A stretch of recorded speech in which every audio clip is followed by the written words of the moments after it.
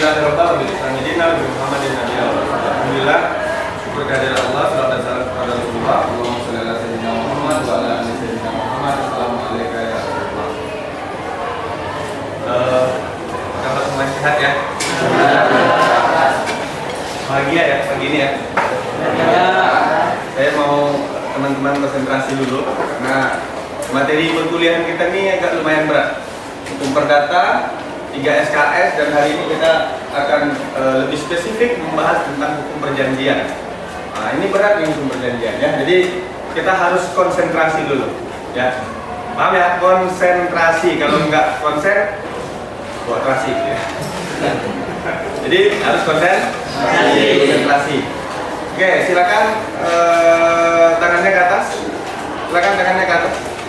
Ya, ke atas ya, ke atas. Ke atas. Ini nggak ke atas. Berarti nggak konsentrasi. Ya kan? Ya, silakan tangannya ke atas. Ya, dua-duanya ke atas. Oke, silakan ke bawah. Ke bawah, ke bawah. Konsentrasi ya. Konsentrasi dalam sebuah proses perkuliahan itu penting. Kalau nggak konsentrasi nanti yang masuk beda. Lain-lain aja nanti yang masuk. Saya kesurupan ya kan? Kalau kesurupan jin yang pintar ini membahas hukum perjanjian nggak apa-apa, ya kan? Baik, saya akan memulai perkuliahan ini dari proses teman-teman pada materi sebelumnya. Kita sudah banyak membahas tentang hukum benda dan hukum orang. Hari ini kita akan membahas lebih spesifik dalam buku ketiga Kitab Undang-Undang Hukum Perdata, yaitu hukum perjanjian. Nah, kalau kita berbicara tentang hukum perjanjian, kita akan melihat secara spesifik bahwa ternyata tidak ada satupun ya, dalam sejarah peradaban manusia orang yang tidak pernah berjanji. Pasti berjanji. Dan tidak ada pula orang yang tidak pernah diberikan janji. Jujur aja lah. Ini yang ibu-ibu ini pasti pernah diberikan janji, walaupun PHP ya. Banyak nih janji-janji atau pemberi harapan palsu. Laki-laki apalagi ya, dengan konteksnya. Nah, dalam sejarah peradaban manusia itu ada, jelas. Apalagi kalau kita berbicara secara substansi dalam konteks keyakinan bahwa kita hadir di sini di permukaan bumi ini juga konsepnya adalah janji. Apa janji kita? Janji kita apa? Di alam lahir. Ingat nggak janji kita? Banyak yang kayak gitu. Padahal kita sudah berjanji. Dan Allah pun sampaikan, Allah ciptakan jin dan manusia itu untuk beribadah. Dan kita sepakat dengan perjanjian. Maka konsekuensi logisnya adalah ketika kita sudah melakukan perjanjian di alam rahim, lalu kemudian di dalam kehidupan yang nyata di permukaan bumi ini, kita juga diberikan janji-janji dua konsep, surga dan neraka. Kita diberikan janji.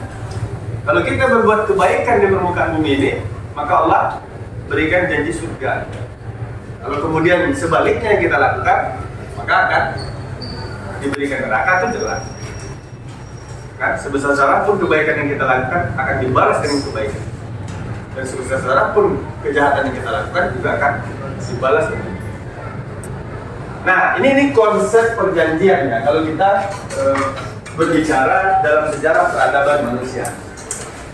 Sehingga dalam konsep hukum perjanjian dalam konsep hukum itu menjadi penting. Kenapa menjadi penting? Karena kita tidak akan pernah bisa menemukan segala sesuatu yang berkaitan dengan konsep perjanjian itu bila mana kita tidak memahami pentingnya hukum perjanjian dalam kehidupan sehari-hari. Karena gini, banyak pertanyaan di tengah-tengah masyarakat kita pada pokoknya begini, Pak, caleg-caleg yang janji itu bisa diberikan sanksi nggak kira-kira? Bisa nggak? Ayo. Bisa nggak? Apa sanksinya?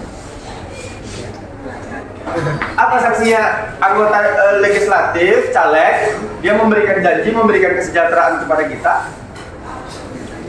Apa sanksinya kan? Penting kan kita memahami. Jadi kalau banyak caleg memberikan janji-janji politik, kita butuh memahami sebagai perjanjian dalam konteks hukum atau tidak. Atau perjanjiannya adalah aspek apa tuh? Aspek sosial, aspek moral. Kalau dia tidak laksanakan, dia tidak akan mendapatkan konsekuensi hukum. Tapi ketika dia laksanakan, dia akan mendapatkan respect dari masyarakat. Ini itu konsep. Nah maka kalau kita berbicara konsep perjanjian dalam kehidupan sehari-hari, kita mesti memahami secara komprehensif hukum perjanjian. Ya, karena hukum perjanjian ini hampir kita temukan setiap hari. Termasuk kita berinteraksi, ya, termasuk nanti kita dalam konteks jual beli. Sebenarnya jual beli itu juga perjanjian, ya enggak? Dia jual barangnya, kita beli. Kita beli gorengan di bawah juga perjanjian, kesepakatan itu. Apa kesepakatannya? Kita memberikan uang, dia memberikan tawaran, kan gitu. Nah ini ya pentingnya perjanjian dalam kehidupan sehari-hari, sehingga kita mesti memahami konsep perjanjian ini secara komprehensif. Nah lalu kemudian kalau kita berbicara tentang unsur perjanjian, berdasarkan pasal 1320 KUH Perdata menerangkan bahwa setidaknya ada 4 unsur perjanjian. Yang pertama adalah kesepakatan mereka yang mengikatkan dirinya. Apa isi perjanjian? Mesti disepakati dulu, ya kan? Kalau nggak sepakat, nggak mungkin perjanjian itu terjadi. Maka oleh pasal ini menentukan bahwa unsur perjanjiannya adalah kesepakatan. Yang kedua, kecakapan untuk membuat suatu perikatan. Cakap ini adalah orang yang sudah dewasa. Anak kecil nggak bisa. Orang yang belum dewasa masih dianggap belum cakap, atau di dalam hukum perdata dikenal dengan istilah apa itu namanya, di bawah kemampuan. Kecakapan ini penting. Orang gila nggak bisa buat perjanjian. Orang sakit, yang sakitnya itu apa? Kayak sakit ayam gitu ya. Itu nggak bisa buat perjanjian. Atau orang yang pikun, punya penyakit apa tuh, sering lupa ingatan, itu tidak bisa membuat sebuah perjanjian. Karena apa? Karena nanti akan berpotensi untuk melanggar perjanjian. Dan pelanggaran yang dia lakukan bisa jadi dia tidak diberikan sanksi oleh hukum karena dia punya penyakit. Anak kecil masih belum bisa untuk membuat perjanjian. Karena apa? Karena belum berakal, masih ada keterbatasan. Berikutnya, satu hal tertentu, apa yang diperjanjikan itu. Makanya dalam konsep apa multi level marketing itu ya, kadang ada yang membuat perjanjian, kesepakatan, tapi wujud barangnya nggak ada. Hanya perjanjian saja, tapi barangnya nggak ada. Nah ini harus berbentuk nyata. Makanya dalam konsep perjanjian itu dijelaskan secara spesifik tentang itu. Lalu kemudian suatu hal yang tidak terlarang. Kalau kita berbicara tentang sesuatu hal yang tidak terlarang, berarti perjanjian itu harus halal. Nah, gimana kita memahami konsep halal? Halal itu dalam konsep hukum positif adalah yang diakui oleh. Contohnya nggak boleh apa? Perjanjian yang nggak boleh. Yes, narkoba. Perjanjian jual beli narkoba nggak boleh. Nanti jangan dibuat ini ya konsepnya ya. Kalau kita bicara konsep, tiba-tiba ada yang datang ke kantor polisi melaporkan orang yang berjanji padanya, ternyata perjanjiannya jual beli narkoba. Oh, prosesnya bunuh diri. Atau perjanjian karena dia sama-sama nyuri motor, terus bagi-baginya nggak pas. Terus datang ke kantor polisi, Pak, izin buat laporan. Masalahnya Pak, masalahnya kami kemarin nyuri motor Pak. Udah langsung masuk, bunuh diri. Nah, ini kalau kita berbicara tentang sesuatu hal yang tidak terlarang.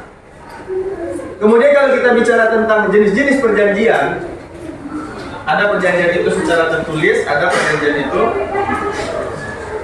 secara lisan. Kalau saya memberikan janji kepada saudara memberikan nilai A, itu hanya secara lisan. Apa konsekuensi logisnya kan? Perjanjian itu tertulis, ada perjanjian lisan, kemudian ada perjanjian bilateral dan ada perjanjian multilateral. Saya kira coba kita cek sebentar. Saya ada video yang sebenarnya video ini kita bisa mengetahuinya secara umum ya, secara komprehensif bersama. Kita dengarkan video perjanjian yang dilakukan oleh dua pihak. Kau bisa patahkan kakiku, tapi tidak mimpi-mimpiku. Kau bisa lumpuhkan tanganku, tapi tidak mimpi-mimpiku. Kau bisa merebut senyumku, tapi sungguh tak akan lama. Kau bisa merobek hatiku, tapi aku tahu obatnya. Manusia-manusia kuat, itu kita. Jiwa-jiwa yang kuat, itu kita. Manusia-manusia kuat, itu kita. Jiwa-jiwa yang kuat, itu kita. Kau bisa hitamkan putihku, kau takkan gelapkan apapun. Kau bisa runtuhkan jalanku, kan ku temukan jalan yang lain. Manusia-manusia kuat, itu kita. Jiwa-jiwa yang kuat, itu kita. Manusia-manusia kuat, itu kita. Jiwa-jiwa yang kuat, itu kita. Bila bukan kehendaknya, tidak satu pun jelasmu akan bawa bahaya. Semoga video ini bermanfaat. Jangan lupa untuk like, komen, dan juga subscribe channel HI Edukasi. Oke ya, itu salah satu perjanjian yang dilakukan oleh Indonesia yang kemudian melahirkan kesepakatan antara Indonesia dengan Belanda. Disebut dengan perjanjian. Saya kira itu ya materi kita tentang perjanjian, dan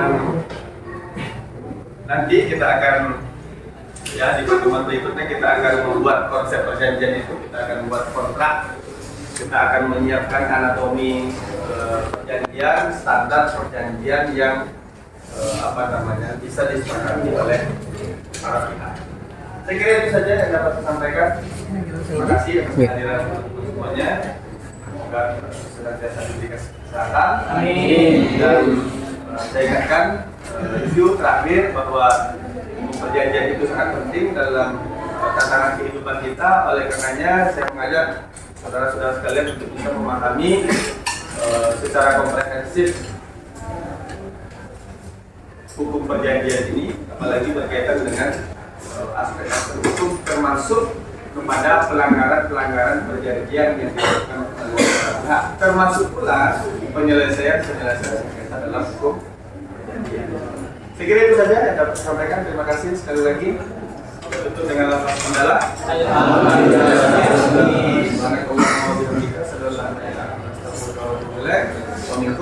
Sampai jumpa. Assalamualaikum warahmatullahi wabarakatuh.